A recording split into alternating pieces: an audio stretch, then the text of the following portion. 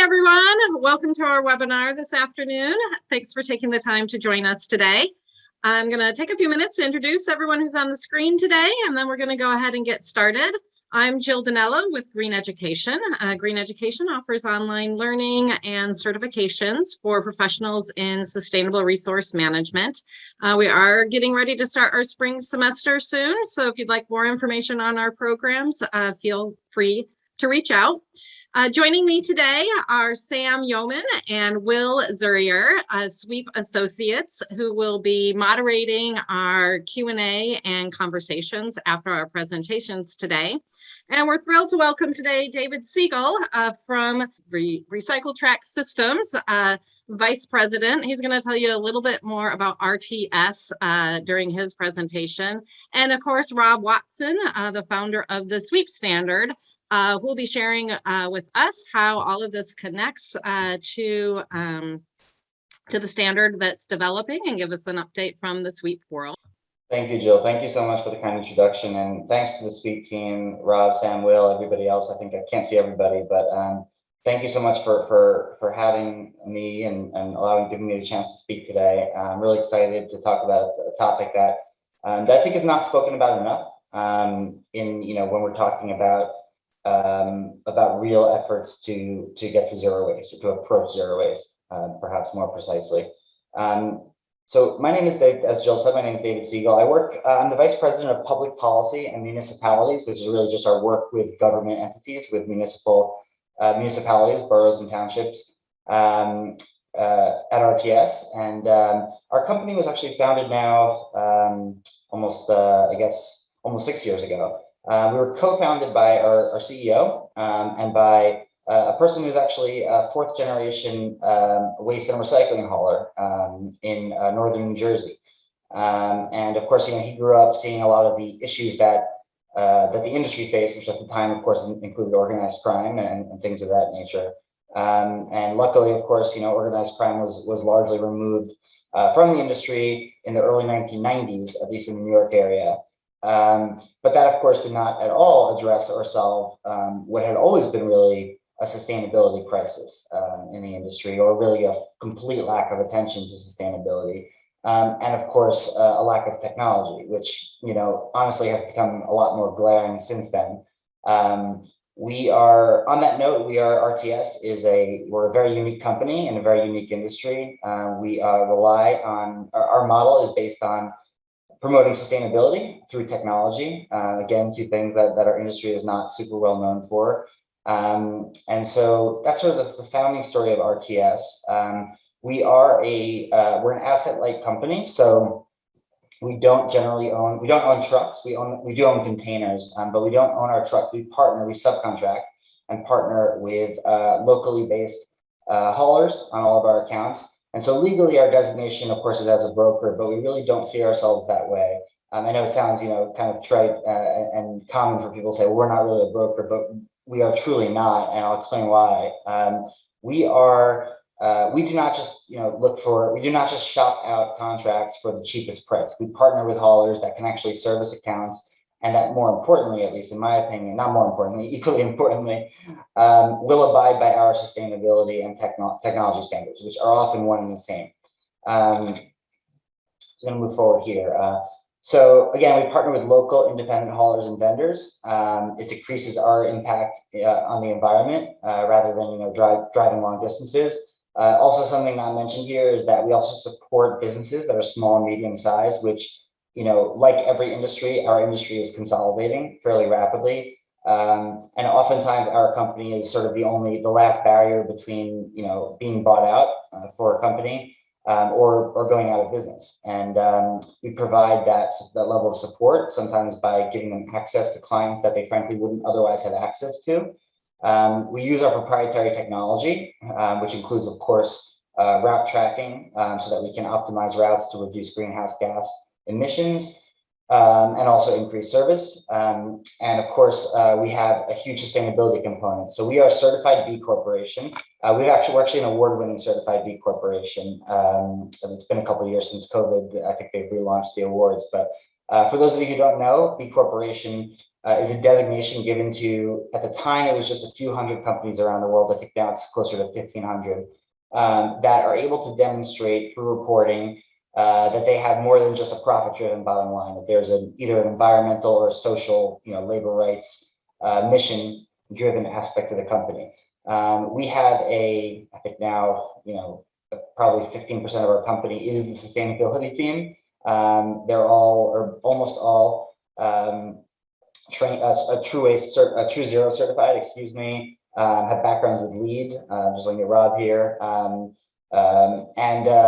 And we involve our sustainability team in all of our accounts. One exception to that, I'm going to be completely frank, and that is a frustration for me. And a big part of the reason that I joined SWEEP and RTS joined SWEEP is that we're not actually bringing the best of our sustainability services to our municipalities. And it's not for lack of trying or for trying to cut costs. It's for reasons that I think everyone on this call are probably aware of. I'll get into a bit more. So just to sort of rehash, we actually have, we have about 400 hauler partners. That's mostly on the commercial side. On the municipality side, it's much fewer. That's been traditionally a market that does not work with, again, traditional brokers. We are a different type of company, but we're trying to break through that barrier. The hauler partners that we do work with have been fantastic on sustainability, especially. I can think of a few of them that really go above and beyond.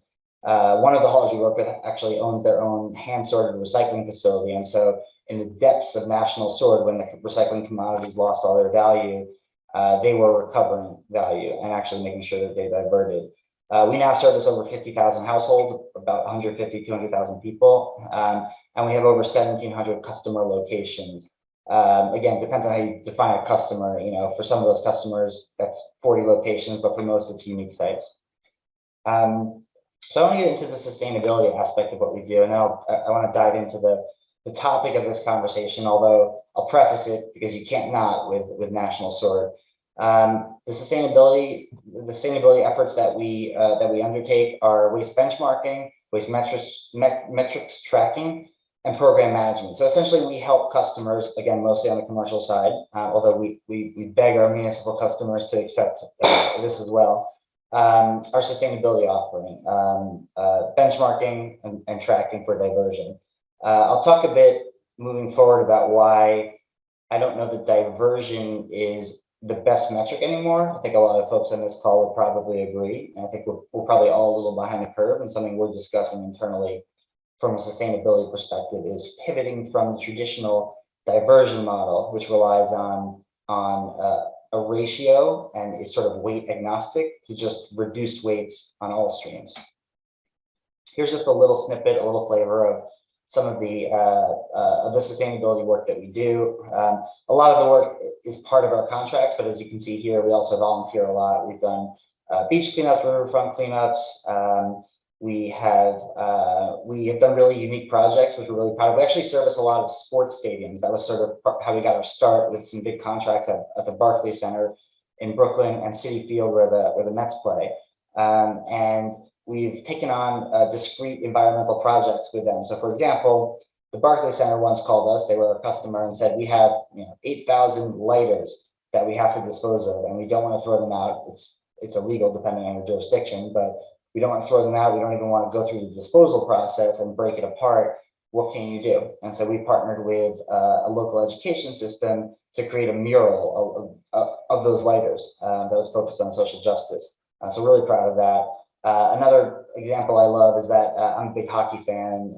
The Winter Classic, it's not actually classic, it's sort of a new tradition, but for those of you who know, there's an outdoor game a couple times a year now, and there was one in New York as well.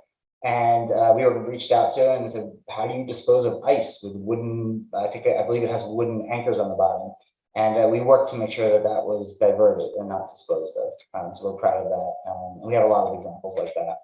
So the topic of this talk, and this may seem very simple, and I'm sure a lot of you know a lot about the answer to this question, but the word recyclable has always really bothered me because it doesn't have a unified meaning, like diversion.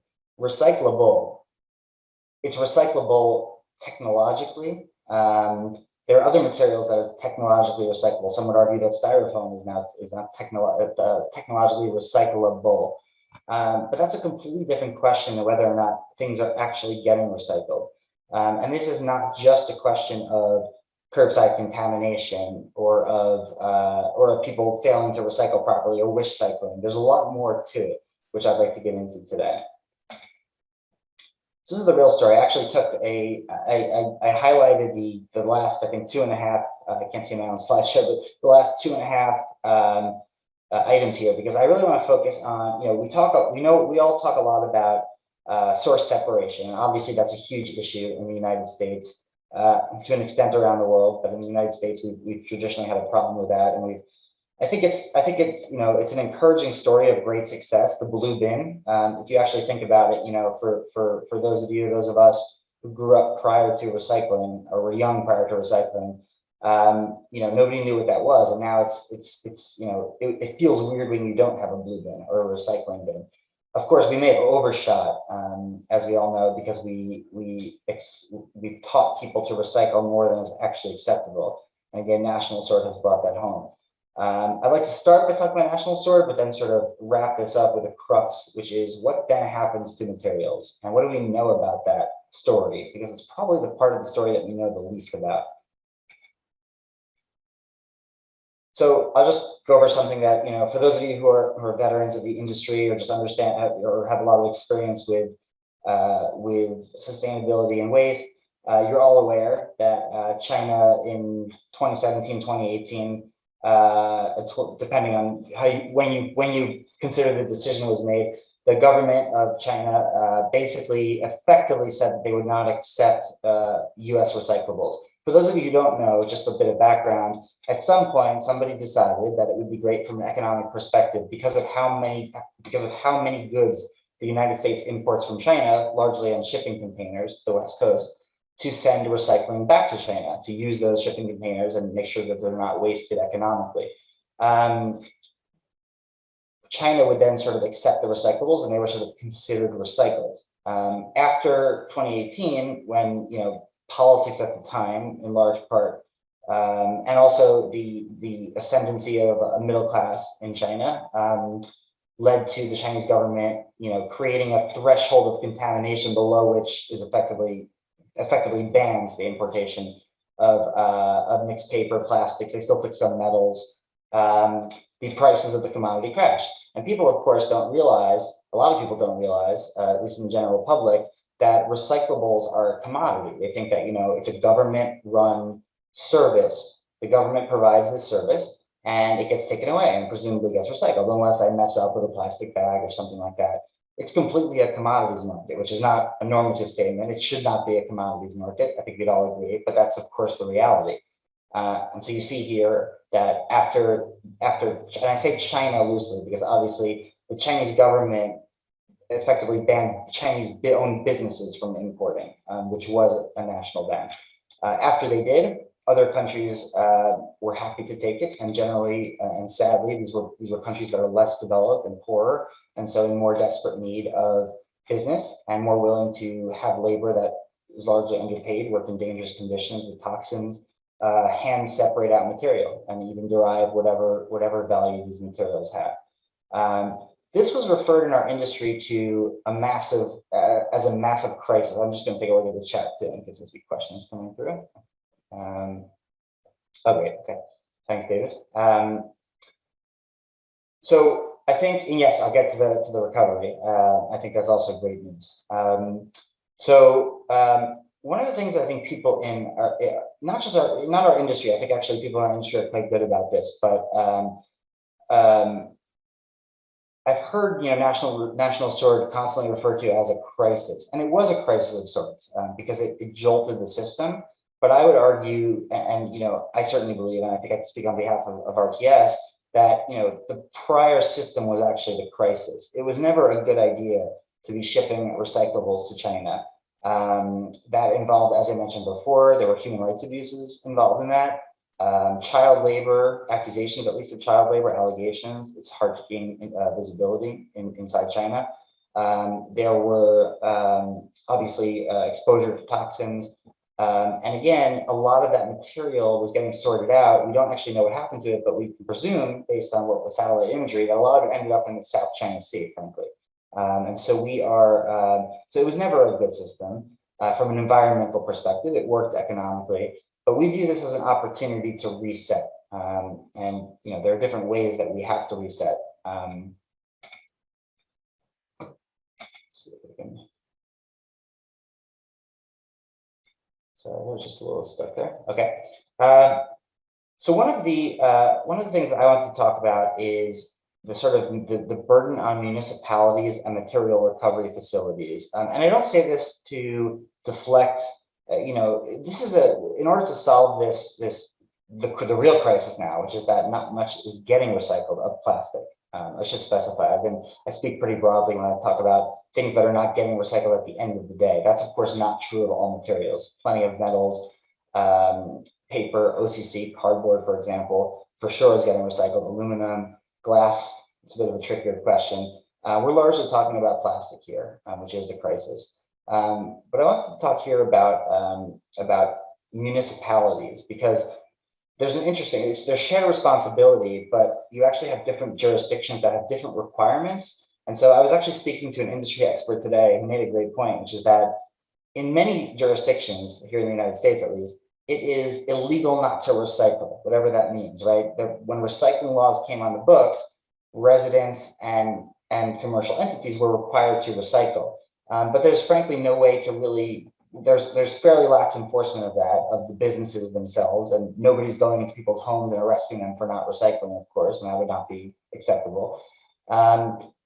But what ends up happening is you have this disconnect. You have a law that either requires people to recycle or businesses to recycle, or on the other end, you might have a law that requires material recovery facilities to accept certain materials. That's becoming increasingly less common. Actually, at least in the Northeast where I'm based, most MRFs do have a lot of latitude to actually decide what they do accept and can say they don't accept something. But what ends up happening at that point is that whether or not, again, it's accepted is not related necessarily to whether it's recycled. So you have manufacturers who are not largely outside of now a few states and some movements in Europe and elsewhere to promote something called extended producer responsibility, which would require producers to pay for the cost of recycling or the externality of not recycling, depending on how it's laid out. So these companies are often required to have minimum recyclable content or get credit for having things that are recyclable using the arrows. People put things in their recycle bin, they're required to recycle. Haulers are required to keep things separated depending on the jurisdiction. MRFs are either required to accept certain materials or to report on materials. And yet nobody is singularly responsible. And more importantly, there's no way to actually keep track. No good way right now. I think SWEEP is working on this standard, which is what I'm really excited about, to actually keep track of what's getting diverted. And it's not about placing blame. It's about creating the right incentives. It may be that that we need more of an incentive for haulers. Maybe that we need more of an incentive for the MRF, more of an incentive for people at home. But we have to actually get some visibility. So I talked here a bit. You can see on the slides, but even though municipalities again report and bid, they bid on private haulers, or they sometimes do bring it in-house in larger cities, of course. Individual residents, workers, and even visitors, obviously tourists, right, impact where the discarded materials actually end up. Manufacturers, again, are not currently held responsible. And the topic that I'm going to just finish up with now, at least this part of the talk, is that with some exceptions, neither municipalities nor counties, which often run the waste programs, actually have the really meaty regulatory authority over the material recovery facility where recyclables are taken. That's at the state level. The federal government here is not really involved in that. Again, with some exceptions, there are very powerful cities and counties that actually do dictate these policies. But even then, you might have a city dictating the policy for a MRF and other towns in the area actually dropping materials off. So there's a disconnect. Obviously, and things are challenging for MRFs. Again, the point of this talk is to actually create a model of shared responsibility, not to pin the blame on anybody. It starts when we all look at that. I had this last night. I looked at a disposable plastic soap container. And I know that those individual parts are not getting recycled, but I can't bear the thought of putting that in the trash. It starts at home. It started maybe with the producer. Maybe it starts with my desire for that good, but it involves the hauler, it involves the municipality, it involves the MRF. Again, we have a lack of transparency. It's not necessarily anybody's fault. It's for lack of a unified standard that actually brings municipalities and MRFs and customers and aligns them with each other and allows us to measure everything and figure out where the pain points are. Obviously, the rising costs associated with processing contamination are compounding the problem. Those David Biederman pointed out really helpfully. We're very luckily experiencing a rebound in the value of commodities recyclables. And so that again shifts attention to consumer behavior or resident behavior or business behavior. But that market will shift again, right? It can crash again, it can rise again. And so we have to figure out a better system.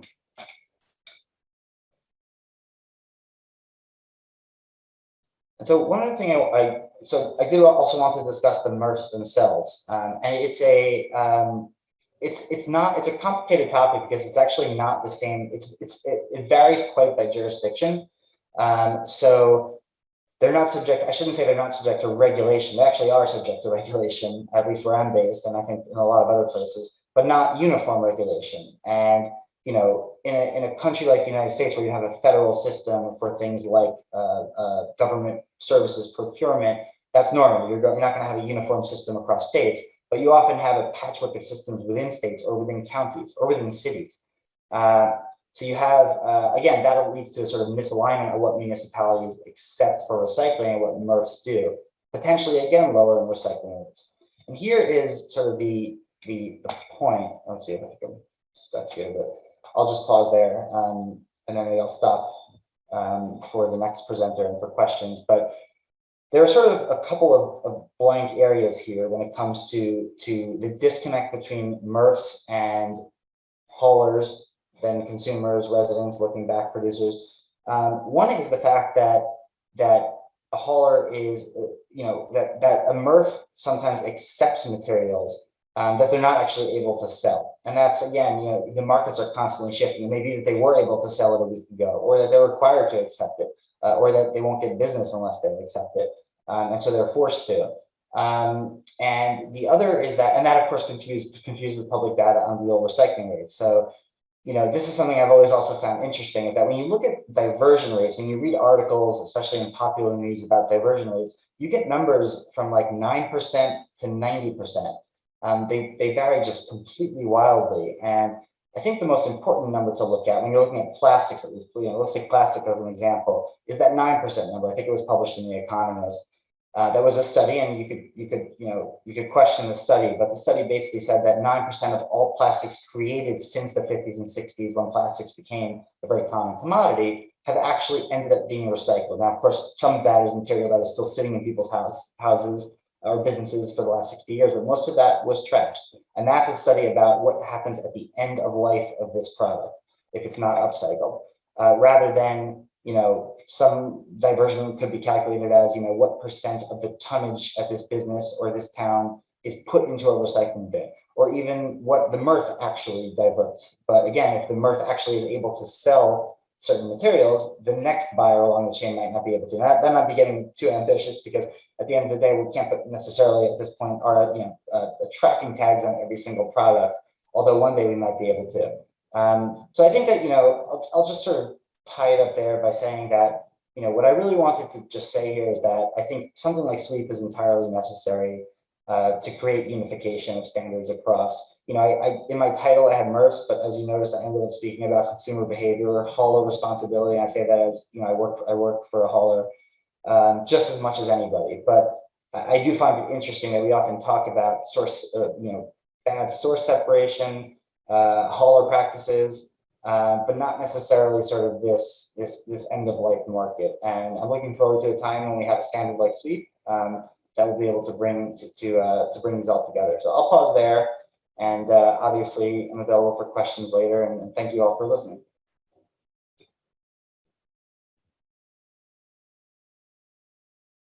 That was really great, David. Thanks so much. I really appreciate you joining SWEEP and helping us with defining sustainable materials management and beginning to put it in place. I guess I'm going to talk a little bit about SWEEP. I think I need you to relinquish the screen.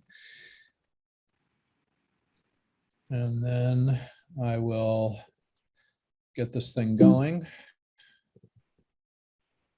Okay, can everybody see my screen? Not yet. Okay, hold on, share.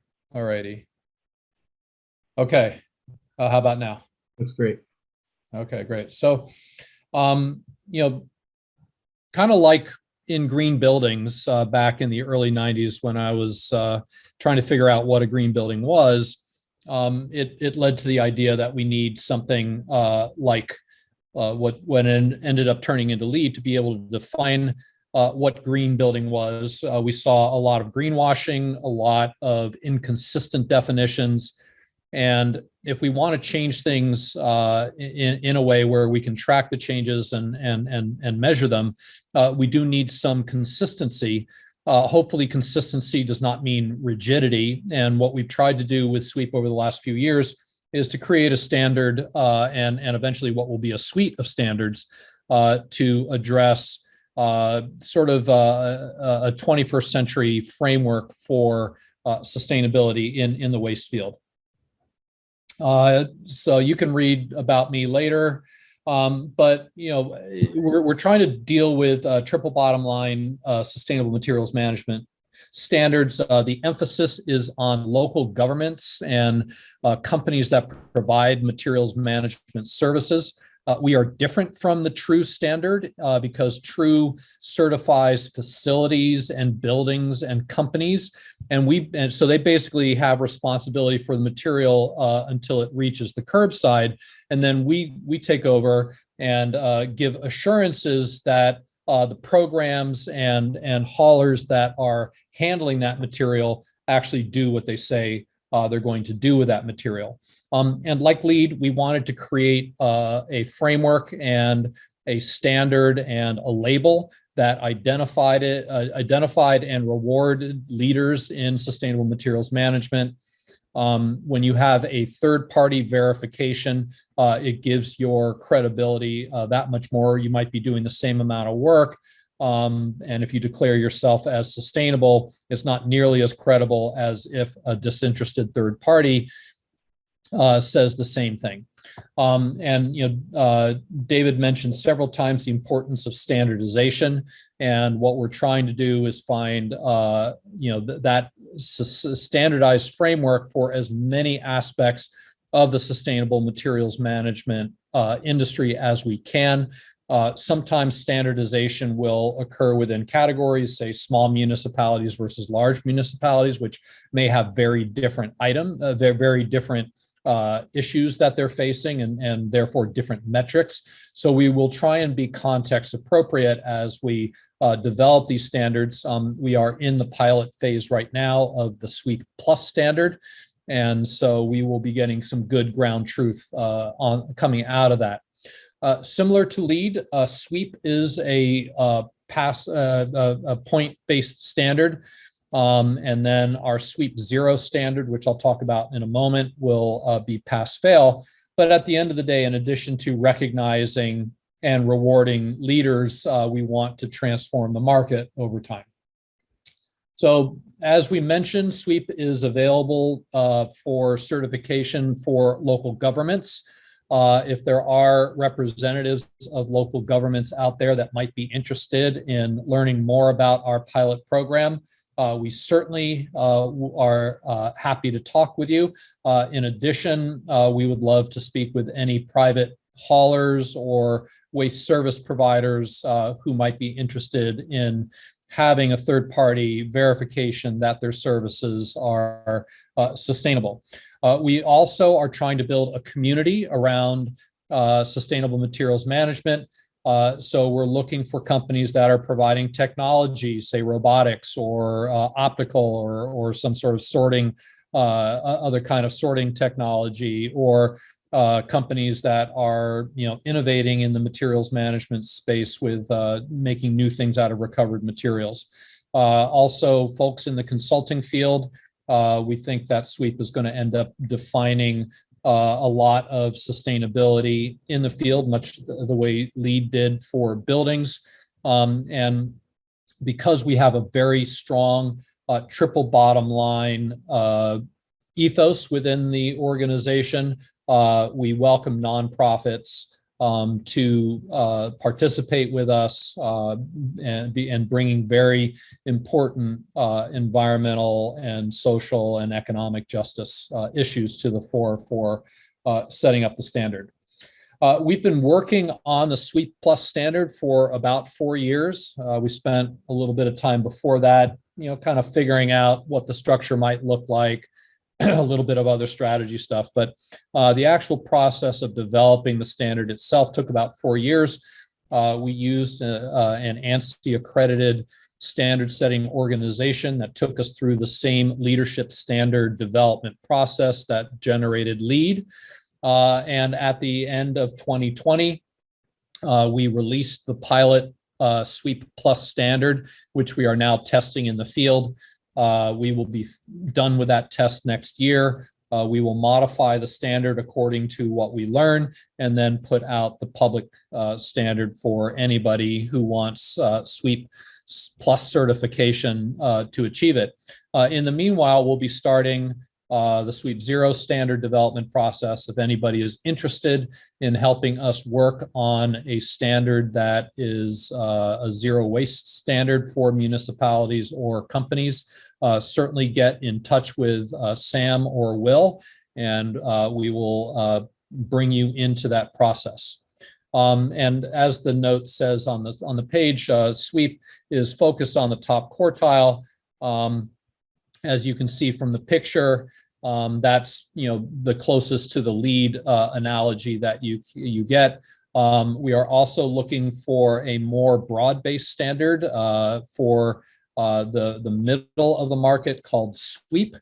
We are contemplating and preparing for a full American national standard process, and we look forward to working with colleagues from across the waste industry spectrum to develop that SWEEP standard that will allow companies to have a common way of evaluating performance, as well as municipalities. And then at the sort of our lighthouse gold standard, platinum standard, whatever, SWEEP Zero, that will be a leadership standard, and that will focus on companies or municipalities that have achieved zero waste according to the way we ultimately decide as a group to define it.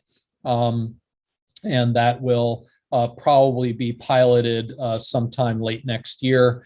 And we have a lot going on, as you can tell, so we are very eager to get the expertise and the enthusiasm from folks like you on the webinar to help us come up with the right framework. The most important question is not who's right, but what's right. And that's where we are trying to focus on with SWEEP, recognizing that we may not get it right first time out of the box, but what we want is something that is economically, environmentally, and socially effective and just.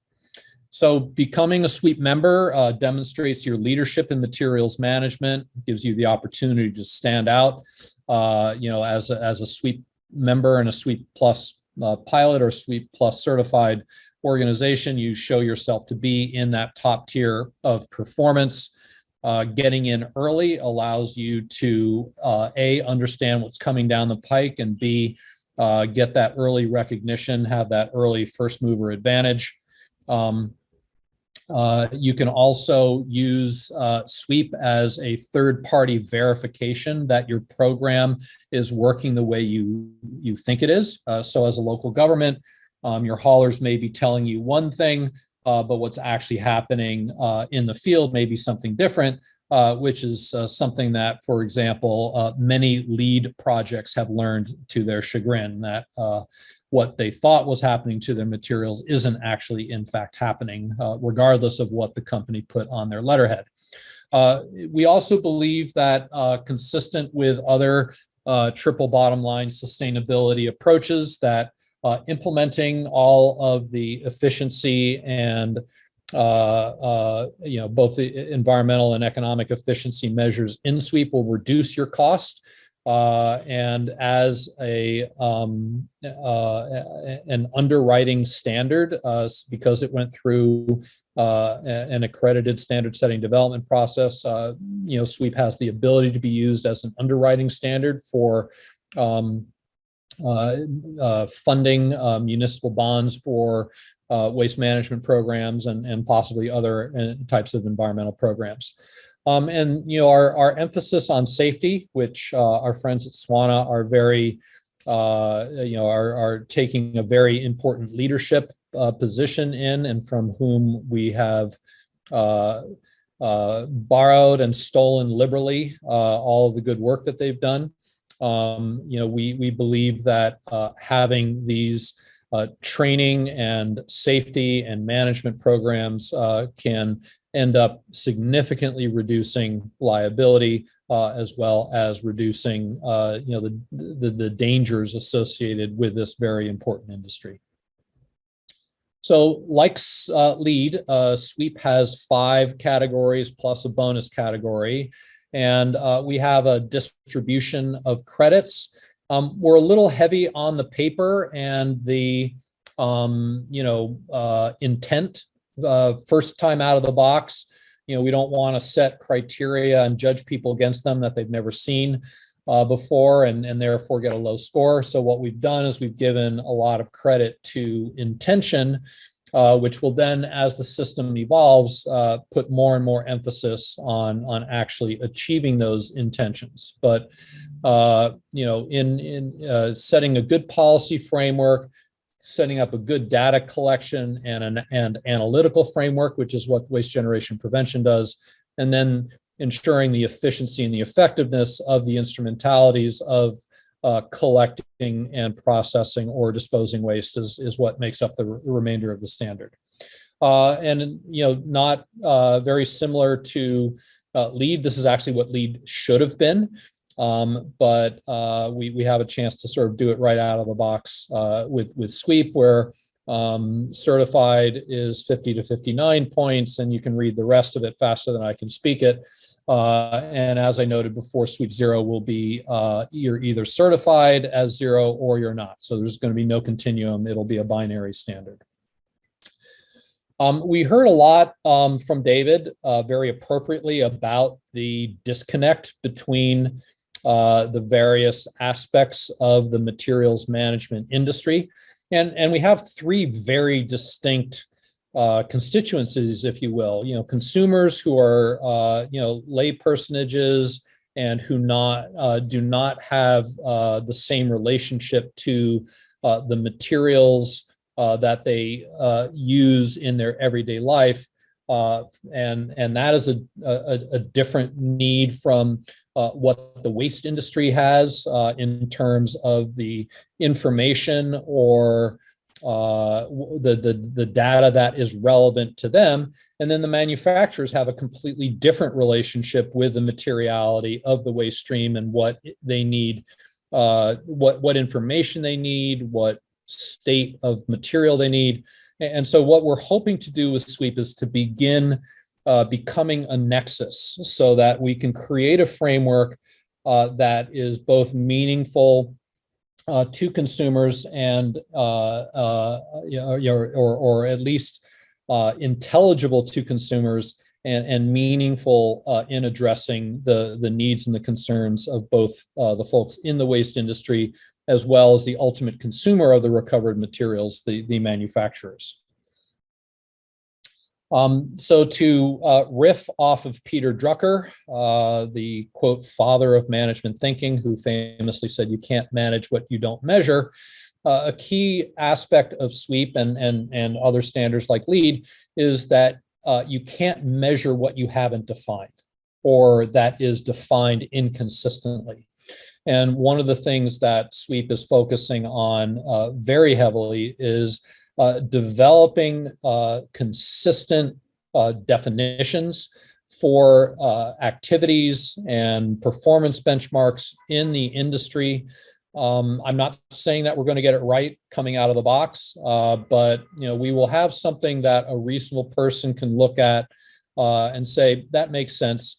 But if somebody comes up with a better definition or points out problems with how we've defined things, either analytically or in terms of scope, and we'll fix it, right? So, because like I said, our goal is to be right, but not in a way that it contradicts what reality is. And one of the big challenges we have in terms of understanding the problem correctly, is a lot of the information we're relying on is just wrong, right? The EPA, started a process back probably in the 70s. That's when I first started my first job at the Tiburon Recycling Center in California, helping people unload their bottles and cans and paper and put them in the right bin. But that modeling effort ignores hundreds of millions of tons. If you look at what Waste Business Journal, Biocycle, EREF, other analyses of how much material is being generated and how much is going to the landfill, I haven't seen anything below like 430 million tons, and some as even high as 560, 550. And these are based on actual surveys of material handling facilities. And I would posit that you can't solve a 460 million ton problem with a 260 million ton solution. So that having good data, not only about the quantity, but what's actually in the waste stream is very important.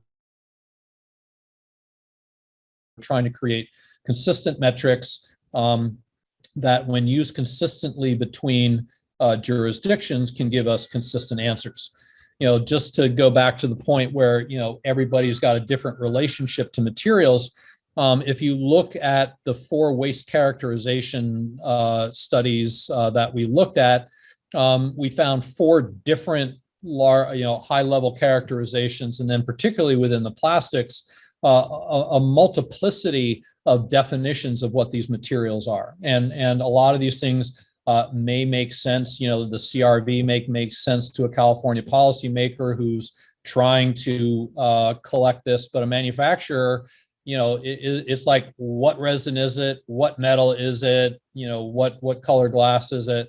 They have a completely different relationship with the material that may have several different labels depending upon who's looking at it.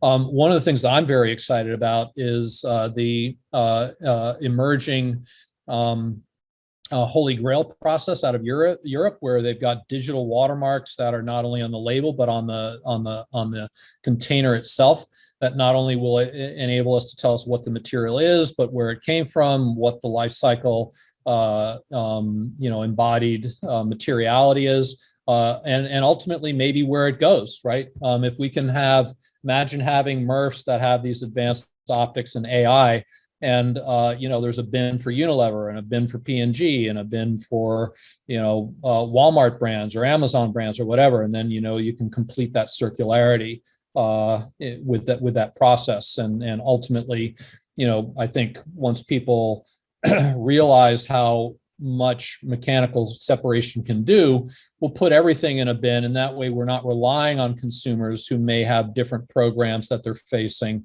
and we'll get a much more consistent waste stream going to the MRFs, which then can be designed to handle that broader thing. So we've talked about creating a uniform system material classification, a consistent methodology for assessing diversion disposal activities, and I'll give a couple examples of how SWEEP is going to address that. So within sustainable materials management policy, we are looking at a comprehensive sustainable materials management, which is a mandatory program, and it requires a waste characterization survey that is less than 7 years old. It requires diversion rates. It requires a whole series of aspects that would form the minimum basis of something in a SWEEP plus top quartile market segment that would be considered sustainable. We take this further, looking at our largest credit, which is our comprehensive sustainable materials management lifecycle analysis and policy program. We're trying to move away a little bit from the ton. We don't know exactly what the right answer is to the ton. Tons are easy to measure, but they're largely meaningless in terms of the impact. A ton of textiles has 100 times the environmental footprint of a ton of glass, and yet glass is collected curbside, and textiles, basically 85% of them end up in a hole. And so, if not tons, then what do we look at? Do we look at carbon? Do we look at the overall life cycle assessment? What's the methodology we use? These are all things that we're trying to get at SWEEP and try and begin working our way towards an answer and developing tools that will help us get there. Similarly, we reward and encourage advanced policymaking in this area to give that legislative enabling to allow this to happen. And then, we again, measuring and managing and defining your waste stream through waste characterization, and doing so on a regular basis, and hopefully finding ways of doing so that is less onerous, both from a practical perspective as well as a cost perspective to local municipalities. Under waste generation and prevention, again, similarly, looking at having a consistent calculation of waste generation, recovery, and disposal. David mentioned, for example, the impact of tourism or visitors or commuters on the waste stream, and how that affects per capita or disposal or other kinds of metrics that move away from diversion. We're developing a methodology where we create virtual citizens, and hopefully as that methodology gets better, we'll be able to call out, if you will, the imported waste, folks that don't live there, but, do end up contributing to, the municipally funded waste infrastructure. And maybe that can help us come up with more equitable ways of designing large scale infrastructure. Then in post-collection recovery, as you might imagine, is where we have most of the activity on this state. We're looking at compact supply chains. So we're encouraging people to process, to recover, deliver, and process materials closer to where the waste is generated. We believe that kind of a circular economic approach is better for the environment, better for the economy. We are also, there was something else in that credit that I wanted to thing, but we're running short on time. So anyway, solid waste collection is one of the categories, as well as post-collection disposal. Neither of those are very germane to the topic at hand, so we're not going to go into those right now. But looking at, and then we have an innovation credit as well. So our pilot program has a number of participants that are in the program already, as well as participants that are thinking about it. If you would like to be in one of these pipelines, please contact us after the webinar. And we're trying to develop the ground truth for SWEEP and create used and useful tools and processes and explanations for how to go through the certification process, and then generate a little bit about buzz about SWEEP and its impact. We are unknown right now, but again, we believe that we're looking for lead-like performance in terms of being able to do 25 to 50% better than standard practice for SWEEP plus certified organizations. And we're also using this pilot and standard development process to identify and train emerging professionals in the sustainability field, in the waste management field. We've got about a dozen colleges and universities across the country that have student volunteers helping us develop the certification manual, helping us do research on various topics, default values for things that can be used in calculations, and just help keeping the standard going. So, we certainly encourage that kind of activity in our pilot cities and with our pilot companies, and certainly are looking forward to expanding our network within the university community. So if you get involved with SWEEP, you have the right to participate on committees. We do have a membership requirement for committee participation, but being a member contributes to us developing the standard and the tools. We're a nonprofit, so all extra money goes into making the system better. And as I've mentioned several times before, feel free to join the pilot. And there are lots of opportunities with new standards coming down the road and releasing the pilot standard publicly. We expect to be growing rapidly in the upcoming years, and hope to get many of you involved. So appreciate your time and your questions. And David and I look forward to getting your questions answered. So thanks so much.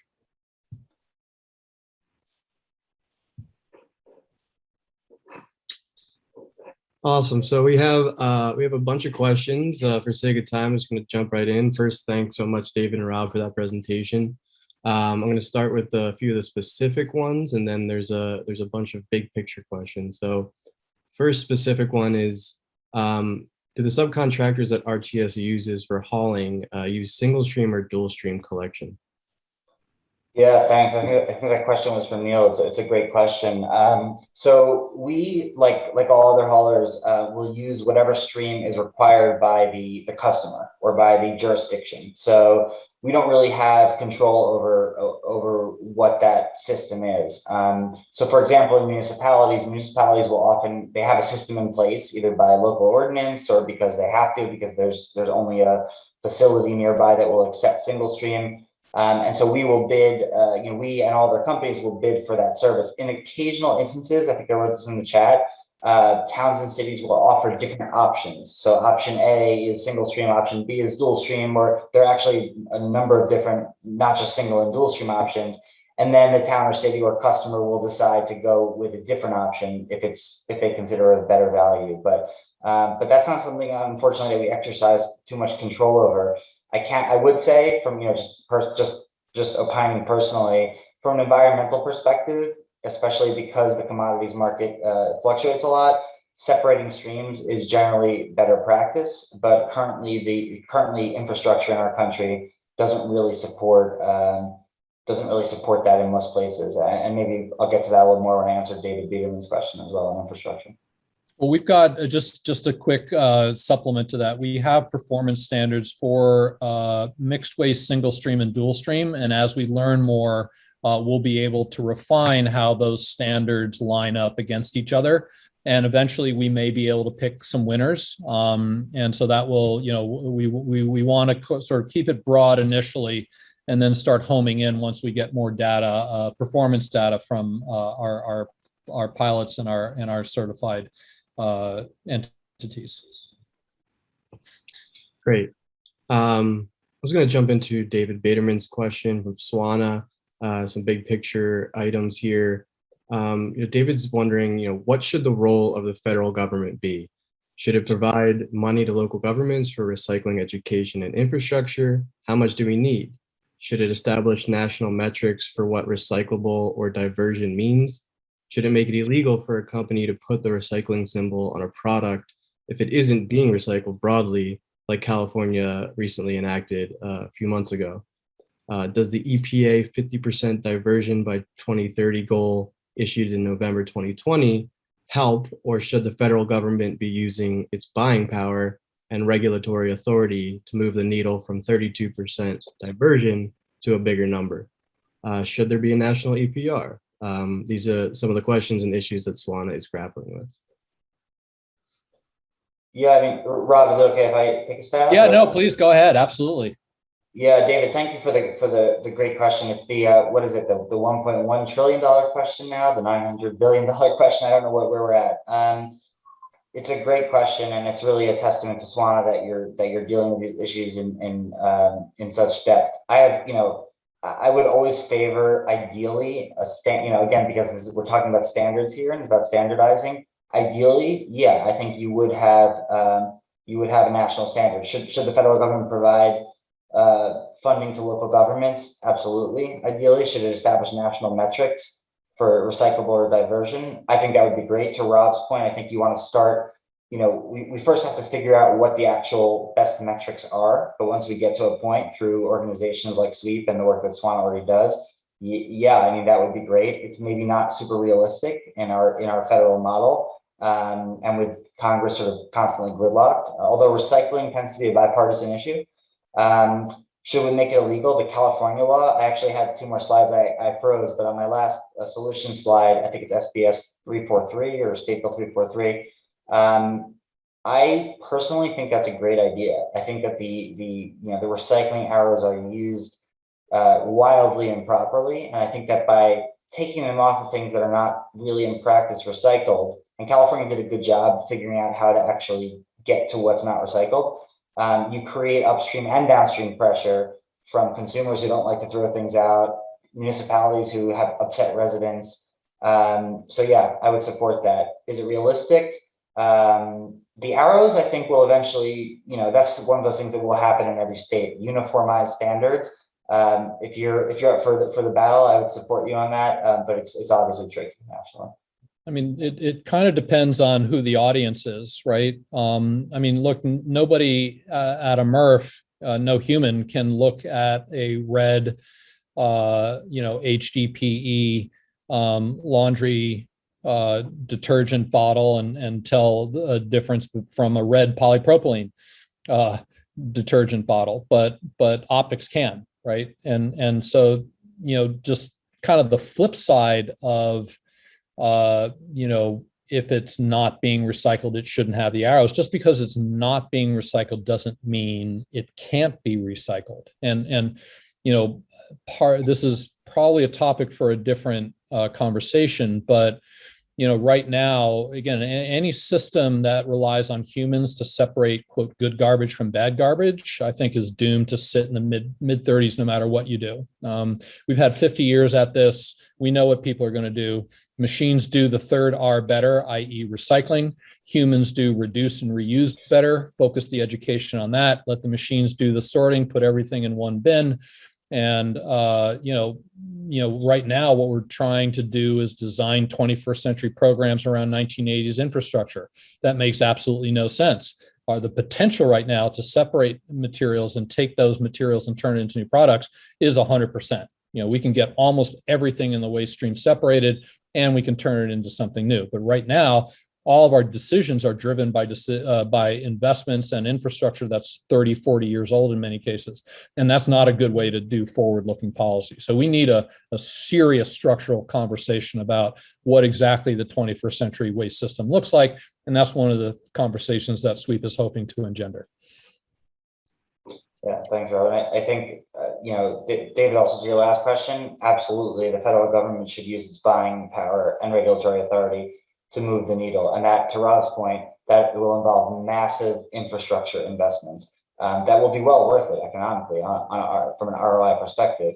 But of course, it involves that. And I think, setting a 50% standard, it's like the Paris Climate Accord. It's good to set a standard. It's good to set something aspirational, but you also have to move toward it or else it's useless. I think you have to do both because you want to have something to move toward.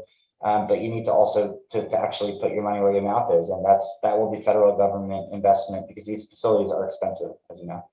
Yep. I could go on for another half hour, but I know that we're at time, but this has been a super stimulating conversation. David, we really appreciate you and RTS coming on and sharing your expertise with us and providing us with some very interesting and provocative ideas. And again, I'd like to thank Jill and the folks at greeneducation.us for providing this platform. The Green Education folks have a really great training and information ecosystem. So I encourage everybody to go check that out. Visit our website, sweepstandard.org. for more information about SWEEP and how to get involved. And so I guess, Jill, I'll turn this over to you. Great, thank you. This is a great conversation. I think the slide decks will be coming out via email for everybody who's registered for the webinar within the next 48 hours or so.